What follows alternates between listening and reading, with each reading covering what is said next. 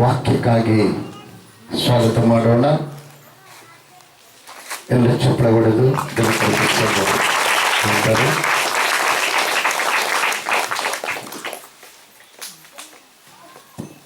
Price the lord. Hallelujah.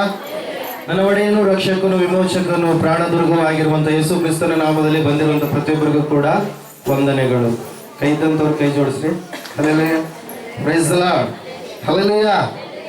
ಮತ್ತೊಂದು ಸಾರಿ ಬಂದಿರುವಂತ ನಿಮ್ಮೆಲ್ಲರಿಗೂ ಕೂಡ ಯೇಸು ಕ್ರಿಸ್ತನ ನಾಮದಲ್ಲಿ ಹೊಸ ವರ್ಷದ ಹಾರ್ದಿಕ ಶುಭಾಶಯಗಳನ್ನ ಕೋರ್ತಾ ಇದ್ದೇನೆ. ಹಲ್ಲೆಲೂಯಾ.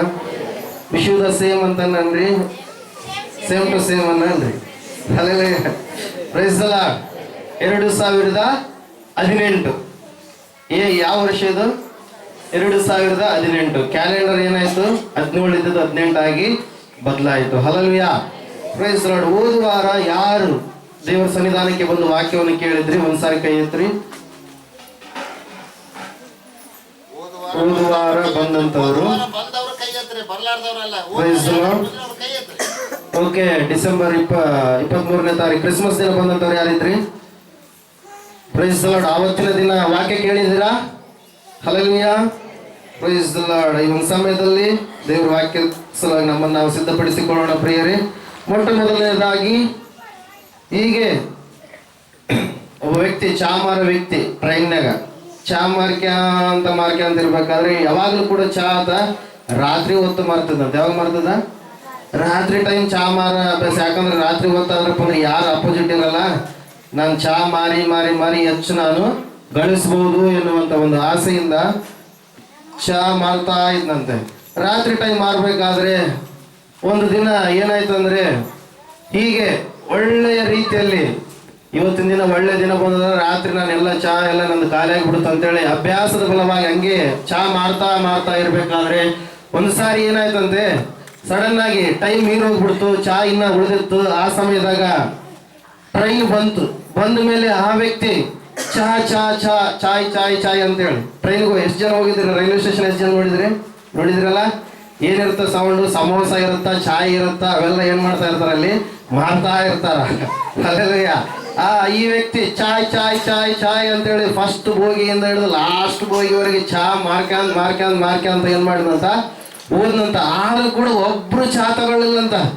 ಲಾಸ್ಟ್ ಬೋಗಿ ಬಂದಾಗ ಒಬ್ಬ ವ್ಯಕ್ತಿ ಇಳಿದು ಚಾ ಕೊಡು ಅಂತ ಕೇಳಿದಾಗ ಚಾ ಕೊಟ್ಟ. ಪಾಪ ಈ ವ್ಯಕ್ತಿ ದುಡ್ಡು ನಿಸ್ಕೊಂಡ. ಅವಾಗ ಕೇಳಿದಂತೆ, ಏನ್ರಿ ನೀವು ಬಂದ ಟ್ರೈನಿಗೆ ನಾ ಅಲ್ಲಿ ಮೊದಲೇಯಿಂದ ಹಿಡಿದು ಲಾಸ್ಟ್ವರೆಗೆ ಚಾ ಮಾರ್ಕೊಂಡ್ ಬಂದಿನಿ, ನನ್ನ ಹಿಸ್ಟ್ರಿಯಾಗನೇ ಇಲ್ಲ, ಒಬ್ರಿಗೆ ಒಂದು ಟ್ರೈನಲ್ಲಿ ಒಂದೇ ಚಾ ಕೊಟ್ಟಿರೋದು, ಇಷ್ಟು ಭೋಗಿಗಳನ್ನ ದಾಟಿ ಬಂದೆ, ಆದ್ರೆ ನೀವೊಬ್ಬರೇ ಮಾತ್ರ ಚಾ ತಗೊಂಡ್ರಿ ನೋಡ್ರಿ, ಮನುಷ್ಯರ ಎದುರೇ ಇಲ್ರಿ, ಯಾರು ಕೂಡ ನನ್ನ ಚಾನ ಏನ್ ಮಾಡಲಿಲ್ಲ, ತೆಗೆದುಕೊಳ್ಳಿಲ್ಲ ಅಂತೇಳಿ ಅಂದ್ರಂತ. ಅವಾಗ ಆ ವ್ಯಕ್ತಿ ಹೇಳಿದಂತ, ಯಾವ ಟ್ರೈನಪ್ಪ ಅಂತ, ಈಗ ನೀವು ಬಂದಿರಲ್ಲ ಇದೇ ಟ್ರೈನು ಅಂತ ಹೇಳಿದಾಗ ಆ ವ್ಯಕ್ತಿ ಹೇಳಿದಂತ, ಇದು ಪ್ಯಾಸೆಂಜರ್ ಟ್ರೈನ್ ಅಲ್ಲ, ಇದು ಗೂಡ್ಸ್ ಟ್ರೈನ್ ಅಂತ. ಅರ್ಥ ಆಯ್ತಾ? ಮಾಲೋಡೆ ಗಾಡಿ ಮನುಷ್ಯರು ಅಂತಾರ ಇರಲ್ಲ. ಹಲ್ಲೆಲೂಯಾ. Praise the Lord. ಇಷ್ಟು ದಿನ ವರ್ಷಗಳನ್ನ ಆಚರಣೆ ಮಾಡ್ಕಂತ ಬಂದೀವಿ. ಯಾಕೆ ಹೊಸ ವರ್ಷ ಮಾಡ್ತಾ ಇದ್ದೀವಿ ಅಂತೇಳಿ ನಮಗೆ ಗೊತ್ತಿಲ್ಲದ ಒಂದು ಸ್ಥಿತಿ. ಆದ್ರೆ ಇನ್ನು ಮುಂದೆ ನಾವು ಹಂಗೆ ಆಗಬಾರ್ದು. ಎಲ್ಲವನ್ನು ಕೂಡ ನಾವೇನ್ ಮಾಡ್ಬೇಕಾಗಿದೆ? ತಿಳಿದುಕೊಳ್ಬೇಕಾಗಿದೆ ಬೇರೆ. ಹಲ್ಲೆಲೂಯಾ. ದೇವರ ವಾಕ್ಯದಲ್ಲಿ ಒಂದು ಮಾತಿದೆ, ಏನಂದ್ರೆ, ನನ್ನ ಜನರು ಜ್ಞಾನಹೀನರಾಗಿ ನಾಶವಾಗ್ತಾ ಇದ್ದಾರಂತೆ. ಯಾಕೆ ನಾಶವಾಗ್ತಾ ಇದ್ದಾರೆ ಜನರು? ಜ್ಞಾನಹೀನರಾಗಿ, ಜ್ಞಾನವು ಕಡಿಮೆಯಾಗಿ ನನ್ನ ಜನರು ನಾಶವಾಗ್ತಾ ಇದ್ದಾರೆ. ಓಕೆ, ಅದನ್ನ ನೀವು ಬೇಡ್ರಿ, ಇಲ್ಲಿ ಹೇಳುವಂಥದ್ದನ್ನ ಕೇಳ್ರಿ. ಕ್ಯಾಲೆಂಡರ್ ಯಾಕೆ ಬಂತಪ್ಪ? ಹೊಸ ವರ್ಷ ಯಾಕೆ ಬಂತಪ್ಪ ಅಂತೇಳಿ ನಾವೇನ್ ಮಾಡ್ಬೇಕಾಗಿದೆ? ತಿಳಿದುಕೊಳ್ಬೇಕಾಗಿದೆ. ಯಾರಿಗೂ ಕೂಡ ಹೇಳುವವರಿಗೆ ಏನಾಗಲ್ಲ, ಗೊತ್ತಾಗಲ್ಲ. ಹೊಸದಾಗಿ ಬೀಜ ಬಂತಂದ್ರೆ ರೈತ ಮಿತ್ರರು ಏನ್ ಮಾಡ್ತಾರೆ? ಬೀಜವನ್ನು ಹಂಗೆ ಹಾಕ್ಬಿಡ್ತಾರ. ಯಥಾ ಪ್ರಕಾರವಾಗಿ ಏನ್ ಮಾಡ್ತಾರೆ? ಅದ್ರ ಬಗ್ಗೆ ಕೇಳ್ತಾರೆ. ಈ ಬೀಜ ಯಾವಾಗ ಹಾಕ್ಬೇಕ್ರಿ, ಯಾವ ಟೈಮ್ಗೆ ಹಾಕ್ಬೇಕು, ನೀರ್ ಹೆಂಗ್ ಸಿಂಪಡಣೆ ಮಾಡ್ಬೇಕು, ಹೊಸದಾಗಿರ್ತಕ್ಕಂಥ ಬಂದಂತ ಒಂದು ಬೀಜ ಇದಾಗಿದೆ ಅಂತೇಳಿ ಅದ್ರ ಬಗ್ಗೆ ಎಲ್ಲ ಅವಲೋಕನೆ ಮಾಡಿದ ನಂತರ ಅವ್ರು ಏನ್ ಮಾಡ್ತಾರೆ? ಆ ಬೀಜವನ್ನ ಬಿತ್ತುವುದಕ್ಕೆ ಪ್ರಾರಂಭ ಮಾಡ್ತಾರೆ. ಅದೇ ರೀತಿಯಾಗಿ ಈ ಹೊಸ ವರ್ಷ ಎನ್ನುವಂಥದ್ದನ್ನ ಈ ಮೊದಲು ನೀವು ಮಾಡಿದಿರೋ ಇಲ್ವೋ ಅದು ನಮಗೆ ಗೊತ್ತಿಲ್ಲ. ಆದ್ರೆ ಇವತ್ತಿನ ದಿನ ಮಾಡ್ತಾ ಇದ್ದೀವಿ ಅಂದ್ರೆ ಅದಕ್ಕೆ ನಾವೇನ್ ಮಾಡ್ಬೇಕು, ತಿಳಿದುಕೊಂಡು ಮಾಡಿದ್ರೆ ಅದಕ್ಕೆ ಒಂದು ಏನಿರುತ್ತೆ, ಅರ್ಥ ಇರುತ್ತೆ ಪ್ರಿಯರೇ. Hallelujah, praise the Lord. ಹೊಸ ವರ್ಷ ಯಾವಾಗ ಪ್ರಾರಂಭ ಆಯ್ತಪ್ಪ, ಯಾಕೆ ಈ ಹೊಸ ವರ್ಷವನ್ನು ನಾವು ಮಾಡಬೇಕು ಎಂಬುದಾಗಿ. ಹಲ್ಲೆಲೂಯಾ. ದೇವರ ಮಕ್ಕಳಾಗಿರ್ತಕ್ಕಂಥ ನಾವು ಮಾಡುವಂತ ಹಬ್ಬಗಳು 3. ಎಷ್ಟು ಹಬ್ಬಗಳು? 3. ಮೊದಲನೇದಾಗಿ ಕ್ರಿಸ್ಮಸ್. ಆ ದೇವಾದಿದೇವನು ತನ್ನನ್ನು ತಾನು ತಗ್ಗಿಸಿಕೊಂಡು ಮಾನವನ ಅವತಾರವಾಗಿ ಈ ಲೋಕಕ್ಕೆ ಹುಟ್ಟಿ ಜನಿಸಿ ಬಂದಿರತಕ್ಕಂಥ ದಿನವನ್ನ ನಾವು ಕ್ರಿಸ್ಮಸ್ ಎಂಬುದಾಗಿ ಏನ್ ಮಾಡ್ತೇವೆ, ಆಚರಣೆ ಮಾಡ್ತೇವೆ. ಎರಡನೆಯದಾಗಿ ಹೊಸ ವರ್ಷ. ಆ ದೇವರಿಗೆ ಯೇಸು ಎನ್ನುವಂತ ಹೆಸರನ್ನ ಇಟ್ಟಿರ್ತಕ್ಕಂಥ ದಿವಸ ಯಾವುದು?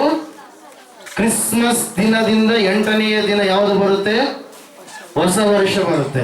ಆ ದೇವರಿಗೆ ಯೇಸು ಎನ್ನುವಂತ ಹೆಸರು ಆ ಒಂದು ಸಂಸ್ಕೃತಿಯಲ್ಲಿ ಸೇರ್ಪಡೆಯಾಗಿರ್ತಕ್ಕಂಥ ದಿನ ಯಾವುದಂದ್ರೆ 1ನೇ ಜನವರಿ. Hallelujah, praise the lord. ಒಂದು ಹೆಸರು ಯೇಸು ರಕ್ಷಕ ಎನ್ನುವಂತ ಹೆಸರು ಬಂದಿರತಕ್ಕಂಥದ್ದು ಯಾವಾಗ? ಆ ಒಂದು ಜನವರಿಯ 1ನೆಯ ದಿನದಲ್ಲಿ. Hallelujah, yes. ಅದಕ್ಕೋಸ್ಕರವಾಗಿ ಹೊಸ ವರ್ಷವನ್ನು ನಾವು ಆಚರಣೆ ಮಾಡ್ತೀವಿ. 3ನೇ ಹಬ್ಬ ಯಾವುದು? ಈಸ್ಟರ್. ಯಾವುದು? ಈಸ್ಟರ್, ಪುನರುತ್ಥಾನ ಹಬ್ಬ.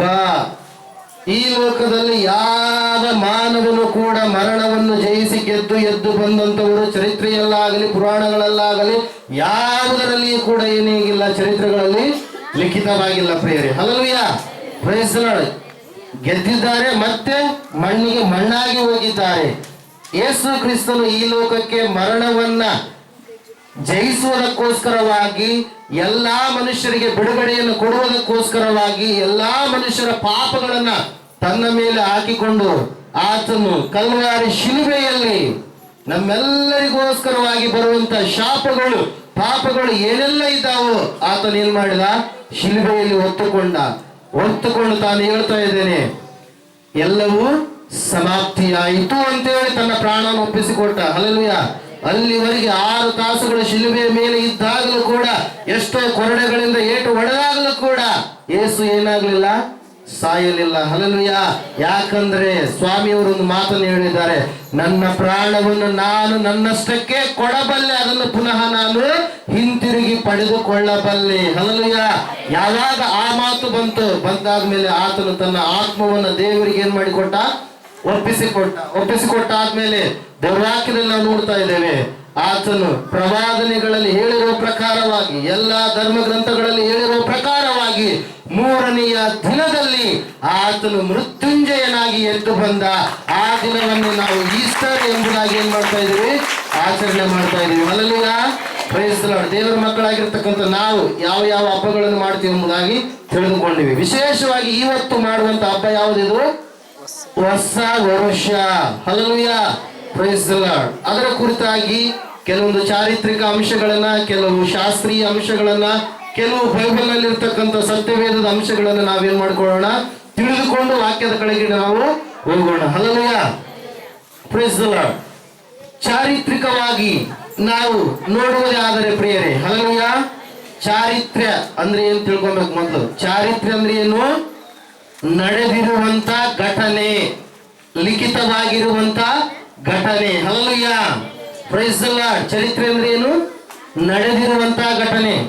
ಇಲ್ಲಿ ಇದೀವಂದ್ರೆ ನಾವೇನು ಇಲ್ಲಿ ಇದೀವಂದ್ರೆ ಏನು? ಇದೊಂದು ಚರಿತ್ರೆ. Hallelujah, praise the Lord. ಇದು ಒಂದು ಕಲ್ಪನಾ ಕಥೆ ಅಲ್ಲ, ಪುಕ್ಕಟೆ ಪುರಾಣ ಅಲ್ಲ, ಸುಳ್ಳಿನ ಕಂತೆ ಅಲ್ಲ. ಚರಿತ್ರೆ ಅಂದ್ರೆ ಏನು? ನಡೆದಿರುವಂತ ಒಂದು ಲಿಖಿತವಾಗಿರ್ತಕ್ಕಂತ ಒಂದು ಘಟನೆ. ಅದಕ್ಕೆ ನಾವೇನಂತೀವಿ? ಚರಿತ್ರೆ. 323ರಲ್ಲಿ ಒಂದು ಘಟನೆ ನಡೆಯುತ್ತೆ ಪ್ರಿಯರೇ. ಎಷ್ಟರಲ್ಲಿ?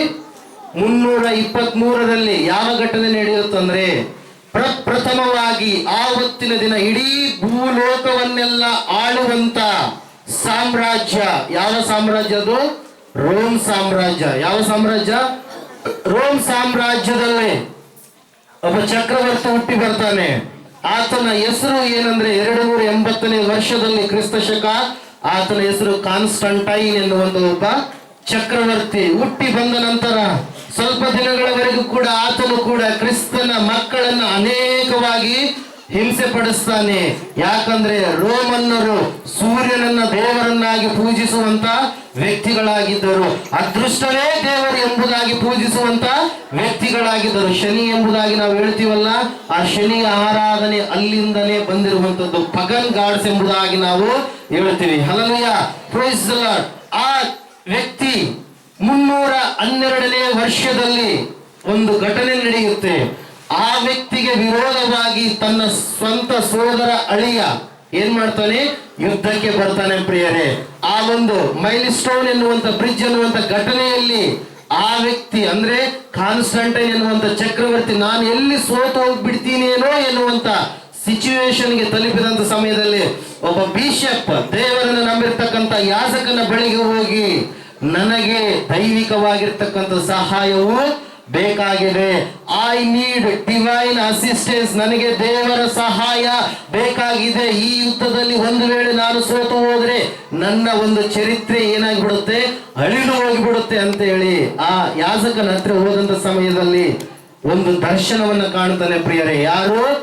ರೋಮನ್ ಚಕ್ರವರ್ತಿ ಕಾನ್ಸ್ಟಂಟೈನ್ ದ ಗ್ರೇಟ್ ಎಂಬುದಾಗಿ ನಾವು ಚರಿತ್ರೆ ಪುಸ್ತಕಗಳಲ್ಲಿ ನೋಡ್ತಾ ಇರ್ತೀವಿ.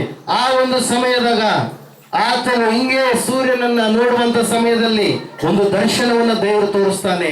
ಅಲ್ಲಿ ಶಿಲುಬೆಯ ಆಕಾರ, ಶಿಲುಬೆ ಅಂದ್ರೆ ಏನು ಇಲ್ಲಿದೆಯಲ್ಲ, ಶಿಲುಬೆಯ ಆಕಾರ ಪ್ಲಸ್ ಶಿಲುಬೆಯ ಆಕಾರದ ಒಂದು ಚಿಹ್ನೆ ಆಕಾಶದಲ್ಲಿ ಆತನಿಗೆ ಕಾಣಿಸಲ್ಪಡುತ್ತೆ. ಅವಾಗ ಆ ದರ್ಶನವನ್ನ ಒಂದು ಧ್ವನಿ ಕೇಳಿಸಲ್ಪಡುತ್ತೆ ಆತನಿಗೆ. ಏನಂದ್ರೆ, ಈ ಚಿಹ್ನೆಯನ್ನ ನೀನು ಮುಂದೆ ಇಟ್ಕೊಂಡು ಹೋದ್ರೆ ನಿನಗೆ ಅಪಜಯವೇ ಇಲ್ಲ. ಆ ಒಂದು ದರ್ಶನವನ್ನ ಕಂಡಿರ್ತಕ್ಕಂಥ ಕಾನ್ಸ್ಟಂಟೈನ್ ದ ಗ್ರೇಟ್ ಎನ್ನುವಂತ ಒಬ್ಬ ವ್ಯಕ್ತಿ ಏನ್ ಮಾಡ್ತಾನಂದ್ರೆ, ಆ ಒಂದು ಶಿಲುಬೆಯನ್ನ ತನ್ನ ಧ್ವಜವನ್ನಾಗಿ ನೇಮಕ ಮಾಡಿಕೊಂಡು ಯುದ್ಧಕ್ಕೆ ಹೊರಟು ಹೋಗ್ತಾನೆ.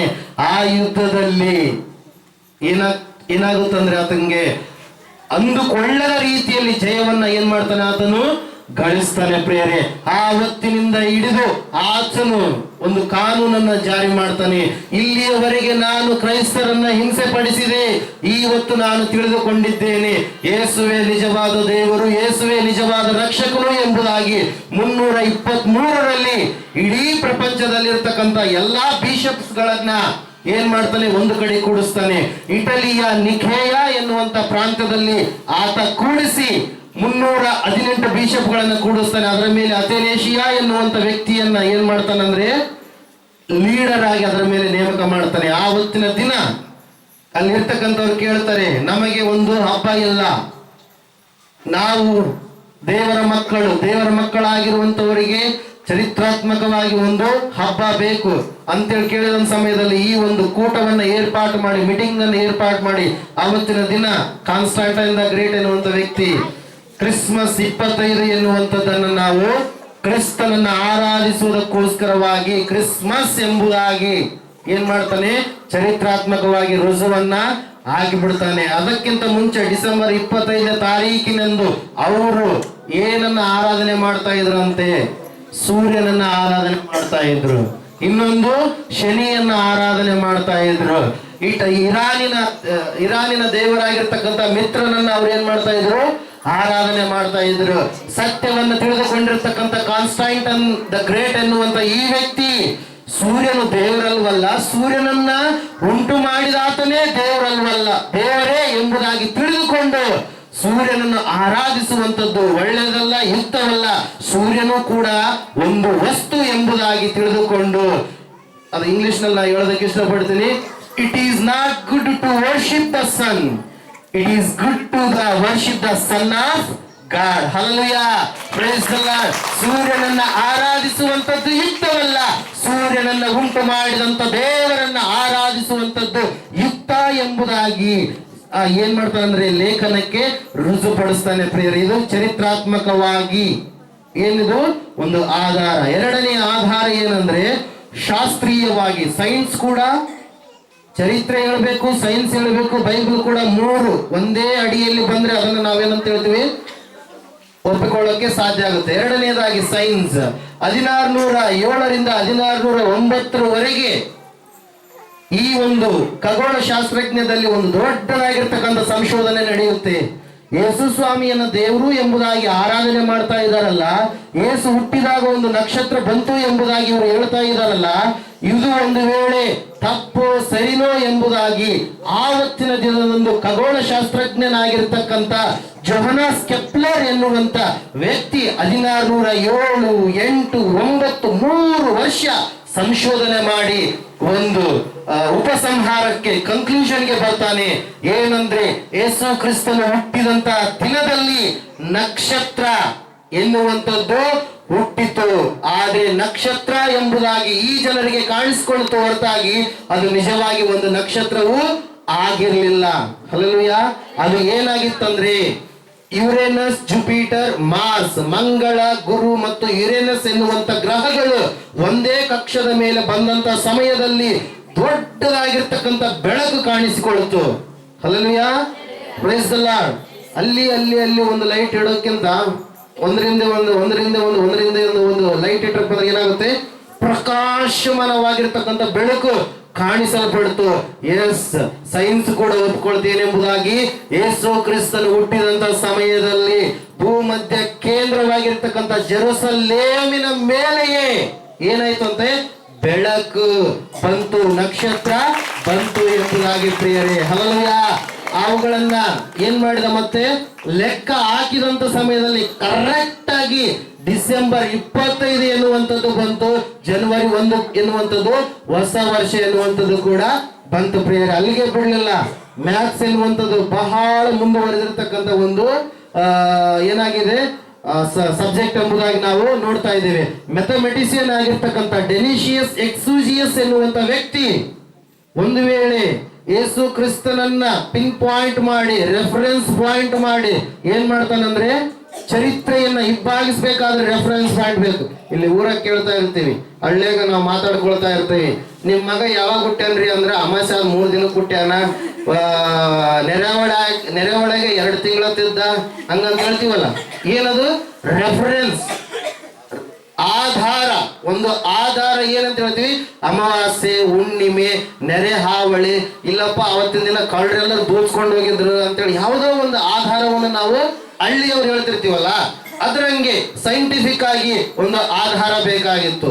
ಆವತ್ತಿನ ದಿನ ಡೆನಿಷಿಯಸ್ ಎಕ್ಸೂಜಿಯಸ್ ಎನ್ನುವಂತ ವ್ಯಕ್ತಿ ಒಂದು ಕ್ಯಾಲೆಂಡರ್ ಅನ್ನ ರೂಪಣೆ ಮಾಡ್ತಾನೆ ಪ್ರಿಯರೇ. ಆ ಕ್ಯಾಲೆಂಡರ್ ನ ರೂಪಣೆ ಮಾಡಬೇಕಾದ್ರೆ ಈ ಪ್ರಪಂಚವನ್ನ ಪ್ರಭಾವಿತ ಮಾಡಿರುವಂತ ವ್ಯಕ್ತಿಗಳು ಯಾರಿದ್ದಾರೆ ಎಂಬುದಾಗಿ ಆತನು ಏನ್ ಮಾಡ್ತಾನೆ, ಲಿಸ್ಟ್ ಔಟ್ ಮಾಡ್ತಾನೆ, ವರ್ಕ್ಔಟ್ ಮಾಡ್ತಾನೆ. ಮೊದಲನೇದಾಗಿ ಪ್ರಪಂಚವನ್ನ ಪ್ರಭಾವಿತ ಮಾಡಿದಂತ ವ್ಯಕ್ತಿಯಲ್ಲಿ ಆತನು ಆರಿಸಿಕೊಂಡಂತ ವ್ಯಕ್ತಿ ಯಾರಂದ್ರೆ ಅಲೆಕ್ಸಾಂಡರ್ ದ ಗ್ರೇಟ್. ಯಾರು? Alexander the great. ಎರಡನೆಯದಾಗಿ ಇನ್ನೊಬ್ಬ ವ್ಯಕ್ತಿಯನ್ನು ಆರಿಸಿಕೊಳ್ತಾನೆ, ಜೂಲಿಯಸ್ ಸೀಸರ್ ಎನ್ನುವಂತ ಚಕ್ರವರ್ತಿ.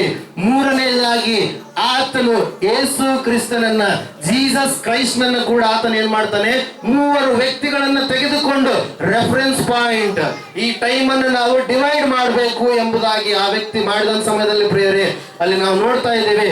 ಡೆನಿಷಿಯಸ್ ಎಕ್ಸೂಜಿಯಸ್ ಇಸ್ ಅ ಮ್ಯಾಥಮೆಟಿಷಿಯನ್, ಒಬ್ಬ ಗಣಿತಶಾಸ್ತ್ರಜ್ಞ, ನಿಪುಣನಾಗಿರುವಂತ ಒಬ್ಬ ಗಣಿತಶಾಸ್ತ್ರಜ್ಞ. ಕ್ಯಾಲೆಂಡರ್ ಅನ್ನ ತಯಾರು ಮಾಡಬೇಕಾದ್ರೆ ಆತನಿಗೆ ಹೊಳೆಯುತ್ತೆ. Alexander the great is a great emperor of the Greek. Hallelujah. Greek ಸಾಮ್ರಾಜ್ಯದ ದೊಡ್ಡ ಚಕ್ರವರ್ತಿ. ಜೂಲಿಯಸ್ ಸೀಸರ್ ಕೂಡ ರೋಮನ್ ಸಾಮ್ರಾಜ್ಯದ ದೊಡ್ಡ ಚಕ್ರವರ್ತಿ. ಯೇಸು ಕ್ರಿಸ್ತನು ಕೂಡ ಪರಲೋಕದ ಚಕ್ರವರ್ತಿ. ಹಲ್ಲೆಲೂಯಾ. 3 ಚಕ್ರವರ್ತಿಗಳನ್ನು ನೆನಪಿನಲ್ಲಿಟ್ಟುಕೊಂಡು ಒಂದು ಕ್ಯಾಲೆಂಡರ್ ತಯಾರು ಮಾಡಬೇಕಾದ್ರೆ ಆತನಿಗೆ ಒಂದು ಫ್ಲಾಶ್ ಆಗುತ್ತೆ. ಅಲೆಕ್ಸಾಂಡರ್ ದ ಗ್ರೇಟ್ ಎಷ್ಟೋ ಲಕ್ಷ ಜನರನ್ನ ಸಾಯಿಸಿ ಹೆಸರು ತಂದುಕೊಳ್ತಾನೆ. ಜೂಲಿಯಸ್ ಸೀಸರ್ ಕೂಡ ಎಷ್ಟೋ ಲಕ್ಷ ಜನರನ್ನ ಸಾಯಿಸಿ ಹೆಸರು ತಂದುಕೊಳ್ತಾನೆ. ಆದರೆ ಯೇಸು ಕ್ರಿಸ್ತನು ಪರಲೋಕವನ್ನ ಭೂಲೋಕಕ್ಕೆ ಬಿಟ್ಟು ಬಂದು ಎಲ್ಲಾ ಪಾಪಿಗಳಿಗೋಸ್ಕರವಾಗಿ ಪ್ರಾಣ ಕೊಡುವುದರ ಮೂಲಕವಾಗಿ ಹೆಸರನ್ನ ಗಳಿಸ್ತಾನೆ ಪ್ರಿಯರೇ. ಹಲ್ಲೆಲೂಯಾ. ಅದಕ್ಕೋಸ್ಕರವಾಗಿ ಯೇಸು ಕ್ರಿಸ್ತನನ್ನ ರೆಫರೆನ್ಸ್ ಪಾಯಿಂಟ್ ಆಗಿ ಇಟ್ಟುಕೊಂಡು ಕ್ಯಾಲೆಂಡರ್ ಅನ್ನ ತಯಾರು ಮಾಡ್ತಾನೆ ಪ್ರಿಯರೇ. ಹಲ್ಲೆಲೂಯಾ. ಇದು ಎಲ್ಲಿ ನಡೆದಿರುವಂತ ಘಟನೆ, ಇಡೀ ರೋಮನ್ ಸಾಮ್ರಾಜ್ಯ ಆಳ್ತಾ ಇತ್ತು ಆ ಒಂದು ಸಮಯದಲ್ಲಿ ನಡೆದಿರುವಂತ ಒಂದು ಘಟನೆ. ಹಲ್ಲೆಲೂಯಾ. Praise the Lord. ಅಲ್ಲಿಗೆ ಅವತ್ತಿಗೆ ಕ್ಯಾಲೆಂಡರ್ಗಳು ಇದ್ದಿಲ್ವಾ? ಕ್ಯಾಲೆಂಡರ್ಗಳು ಇತ್ತು.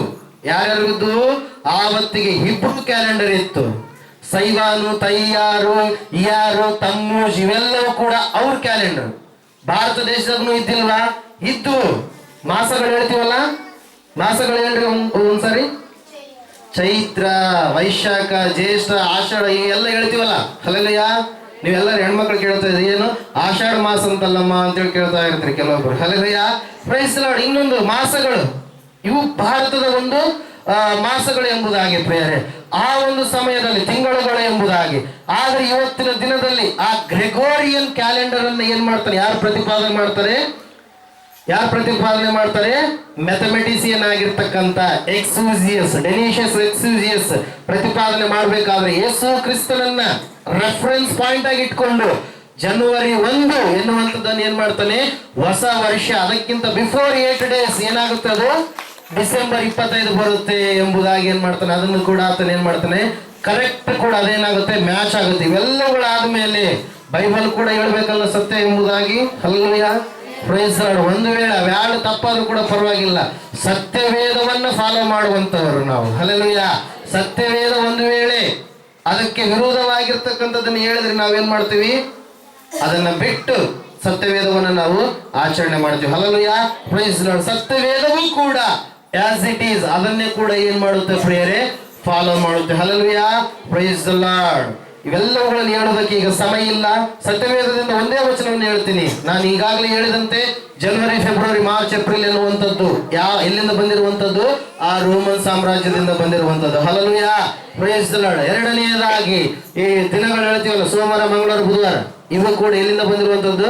Sunday, Monday, Tuesday, Wednesday, Thursday ಇವೆಲ್ಲವೂ ಕೂಡ ಆ ಒಂದು ದಿನದಿಂದ ಬಂದಿರುವಂಥದ್ದು, ಆ ಒಂದು ಕ್ಯಾಲೆಂಡರ್ಗಳಿಂದ ಬಂದಿರುವಂಥದ್ದು. ಹಲ್ಲೆಲೂಯಾ. ಅವೆಲ್ಲವೂ ಯಾರನ್ನ ರೆಫರೆನ್ಸ್ ಆಗಿ ತೋರಿಸುತ್ತಂದ್ರೆ ಪರಲೋಕದಿಂದ ಭೂಲೋಕಕ್ಕೆ ನರಾವತಾರಿಯಾಗಿ ಬಂದಿರತಕ್ಕಂಥ ಯೇಸು ಕ್ರಿಸ್ತನನ್ನ. ಹಲ್ಲೆಲೂಯಾ. ಆತನು ಯಾಕೆ ನರಾವತಾರಿಯಾಗಿ ಬಂದನು ಎಂಬುದಾಗಿ ನಮ್ಮೆಲ್ಲರಿಗೂ ಕೂಡ ಚೆನ್ನಾಗಿ ಗೊತ್ತುಂಟು ಪ್ರಿಯರೇ. Hallelujah, praise the Lord. Bible ನಲ್ಲಿ ಒಂದು ಮಾತಿರುತ್ತೆ. ಆ ಮಾತು ಏನೆಂಬುದಾಗಿ ಒಂದು ಸಾರಿ ನಾವು ನೋಡಿಕೊಳ್ಳೋಣ. ಲೂಕನ್ ಬರೆದ ಸುವಾರ್ತೆ 1ನೇ ಅಧ್ಯಾಯ 5ನೇ ವಚನದಲ್ಲಿ, ಯೂದಾಯದ ಅರಸನಾದ ಹೆರೋದನ ಕಾಲದಲ್ಲಿ ಅಬೀಯನ ವರ್ಗಕ್ಕೆ ಸೇರಿದ ಜಕರೀಯನೆಂಬ ಒಬ್ಬ ಯಾಜಕನಿದ್ದನು. ಅವನ ಹೆಂಡತಿಯು ಆರೋನನ ವಂಶದವಳು. ಆಕೆಯ ಹೆಸರು ಎಲಿಜಬೆತ್. ಅವರಿಬ್ಬರು ಕರ್ತನ ಎಲ್ಲಾ ಆಜ್ಞೆಗಳನ್ನು, ನೇಮ ನಿಷ್ಠೆಗಳನ್ನು ಕೈಕೊಂಡು ತಪ್ಪಿಲ್ಲದೆ ನಡೆದುಕೊಳ್ಳುತ್ತಾ ದೇವರ ದೃಷ್ಟಿಯಲ್ಲಿ ನೀತಿವಂತರಾಗಿದ್ದರು. Hallelujah, praise the lord. ಇಲ್ಲಿ ಒಂದು ಅಂಶವನ್ನು ನಾನು ಹೇಳೋದಕ್ಕೆ ಇಷ್ಟಪಡ್ತೀನಿ. Hallelujah, praise the lord. ದೇವರು ಒಂದು ಚಿಕ್ಕದಾಗಿರ್ತಕ್ಕಂಥ ಅಂಶವನ್ನು ಸತ್ಯವೇದದಲ್ಲಿ ಬರೆಸಿದ್ದಾನೆ ಅಂದ್ರೆ ಅದಕ್ಕೆ ಎಷ್ಟೋ ಆಳವಾಗಿರ್ತಕ್ಕಂಥ ಒಂದು ಅರ್ಥ ಎನ್ನುವಂಥದ್ದು ಇರುತ್ತೆ ಪ್ರಿಯರೇ. Hallelujah, praise the lord. ಇಲ್ಲಿ ನಾವು ನೋಡ್ತಾ ಇದ್ದೇವೆ, ಯಾವ ರಾಜನು ಆಳ್ತಾ ಇದ್ದ, ಆ ಆಳುವಂತ ರಾಜನ ಒಂದು ಸಮಯ ಏನಾಗಿತ್ತು, ಯಾಜಕ ಧರ್ಮವನ್ನು ಯಾರು ಮಾಡ್ತಾ ಇದ್ರು ಎನ್ನುವಂಥದ್ದನ್ನು ಇಲ್ಲಿ ಒಂದೇ ವಚನದಲ್ಲಿ ನಾವು ನೋಡ್ತಾ ಇದ್ದೀವಿ. ಹಲ್ಲೆಲೂಯಾ. ಅಲ್ಲಿ ವಾಕ್ಯದಲ್ಲಿ ನಾವು ನೋಡ್ತಾ ಇದ್ದೀವಿ, ಮೂವರು ವ್ಯಕ್ತಿಗಳು. ಹೆರೋದ ಎನ್ನುವಂಥ ರಾಜ, ಪಾಸ್ಟರ್, ಒಬ್ಬ ಪಾಸ್ಟರ್ ಹೆಸರು ಹೇಳ್ತಾ ಇದ್ದಾರೆ. ಯಾರು ಅವ್ರ ಹೆಸರೇನು? ಜಕರಿಯ. ಪಾಸ್ಟರ್ ಹೆಂಡತಿ ಹೆಸರು ಎಲಿಜಬೆತ್ ಅಂತೇಳಿ. Hallelujah, praise the Lord. ಇವರು ಯಾಜಕ ಧರ್ಮವನ್ನ ಮಾಡ್ತಾ ಇದ್ರು. ಯಾವಾಗ ಯಾಜಕ ಧರ್ಮವನ್ನ ಮಾಡ್ತಾ ಇದ್ರು, ಇವರು ಯಾವ ವರ್ಗಕ್ಕೆ ಸೇರಿದವರಾಗಿದ್ರು ಎಂಬುದಾಗಿ ಸತ್ಯವೇದದಲ್ಲಿ ನಾವು ನೋಡಿದ್ರೆ ಅಬೀಯನ ವರ್ಗಕ್ಕೆ ಸೇರಿದವರಾಗಿದ್ರು. ಹಲ್ಲೆಲೂಯಾ. ಅಬೀಯ ಅಂದ್ರೆ ಏನಪ್ಪಾ ಅಂತೇಳಿ ನಮಗೆ ಸಡನ್ ಆಗಿ ಗೊತ್ತಾಗಲ್ಲ. ಅದ್ರ ಸಲಗೆ ಪೂರ್ವಕಾಲ ವೃತ್ತಾಂತದ ಕಡೆಗೆ ಬರ್ರಿ. 24ನೇ ಅಧ್ಯಾಯ 11ನೇ ವಚನ.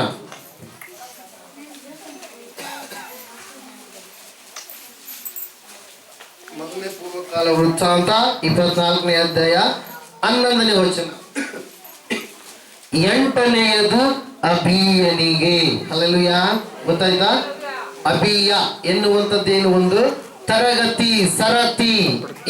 ಯಾಕೆ ಈ ಅಬೀಯ ಎನ್ನುವಂತ ತರಗತಿ, ಒಂದು ಸರತಿ ಬಂತು ಎಂಬುದಾಗಿ ಸ್ವಲ್ಪ ಹೊತ್ತು ಯೋಚನೆ ಮಾಡಿಕೊಂಡು ವಾಕ್ಯದ ಕಡೆಗೆ ನಾವು ಹೋಗ್ಬಿಡೋಣ. Hallelujah, praise the lord.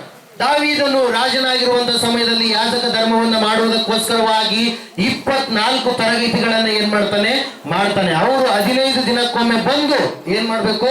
ದೇವಾಲಯದಲ್ಲಿ 15 ದಿನಗಳು ಆದ್ಮೇಲೆ ಪಾಸ್ಟರ್ ಚೇಂಜ್ ಆಗ್ತಾರೆ. 15 ದಿನ ಆದ್ಮೇಲೆ ಇನ್ನೊಬ್ಬ ಬರ್ತಾನ, ಆತ ಯಾಜಕ ಧರ್ಮವನ್ನ ನಡೆಸ್ತಾನೆ. ಹಿಂಗೆ 15 ದಿನಕ್ಕೆ ಒಬ್ರು. ಈ ಅಬೀಯನ ತರಗತಿ ಯಾವಾಗ ಬರುತ್ತಂದ್ರೆ ಜುಲೈ ತಿಂಗಳಲ್ಲಿ ಬರುತ್ತೆ. ನಮ್ಮ ಕ್ಯಾಲೆಂಡರ್ ಪ್ರಕಾರ ಆದ್ರೆ ಯಾವಾಗ ಬರುತ್ತಾ? ಜುಲೈ ತಿಂಗಳಲ್ಲಿ. ಹಲ್ಲೆಲೂಯಾ. ತಮ್ಮೂಜ್ ಎನ್ನುವಂಥದ್ದು ಅವರಿಗೆ ಎಷ್ಟನೇ ತಿಂಗಳು? 4ನೇ ತಿಂಗಳು. ಹಲ್ಲೆಲೂಯಾ. 8ನೇ ತರಗತಿ ಅಂದ್ರೆ ಟೋಟಲ್ 24 ತರಗತಿಗಳು. ಎಷ್ಟು? 24 ವರ್ಗಗಳು. ಒಂದು ವರ್ಷಕ್ಕೆ 24 ವರ್ಗಗಳು ಅಂದ್ರೆ ದಿನಕ್ಕೆ ಎಷ್ಟು ದಿನ ಬರುತ್ತೆ? ಒಂದು ತಿಂಗಳಿಗೆ ಎಷ್ಟು ದಿನ ಆಗುತ್ತೆ? 15 ದಿನಕ್ಕೊಬ್ರು 15 ದಿನಕ್ಕೊಬ್ರು ಏನ್ ಮಾಡ್ಬೇಕು? ಯಾಜಕ ಧರ್ಮವನ್ನ ಚೇಂಜ್ ಮಾಡ್ತಾ ಇರ್ಬೇಕು. 8ನೆಯ ತರಗತಿ ಎಂಬುದಾಗಿ ಹೇಳ್ತಾ ಇದ್ದಾರೆ. ಅಂದ್ರೆ ಇತ್ತಂದು ಯಾವಾಗ ಬರ್ತಂದ್ರೆ ಕೊನೆ. ಯಾವ ಕೊನೆ? 4ನೇ ತಿಂಗಳಿನ ಕೊನೆಯ 15 ದಿನಗಳನ್ನ ಯಾರು ಮಾಡ್ಬೇಕು? ಯಾಜಕ ಧರ್ಮವನ್ನ ಜಕರಿಯ ಪಾಸ್ಟರ್ ಮಾಡ್ಬೇಕು. ಜಕರಿಯನು ಮಾಡಿದಂತ ಸಮಯದಲ್ಲಿ ಅಲ್ಲಿಗೆ ಮುಗಿತಾ? ಅಲ್ಲಿ ಗಾಬ್ರಿಯೇಲ ದೇವದೂತ ಬಂದು ಹೇಳ್ತಾನೆ, ಇಲ್ಲಿಯವರೆಗೆ ನಿನ್ನ ಹೆಂಡತಿ ಏನಾಗಿದ್ದಾಳೆ?